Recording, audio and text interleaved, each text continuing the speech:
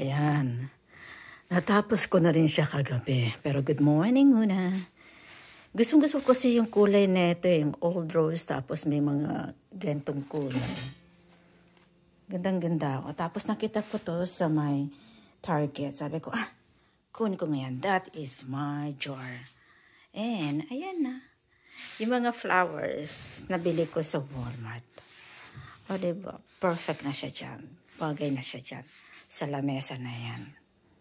O, diba? Yan. Pang all occasions, all season na pala siya. Oh, I love it.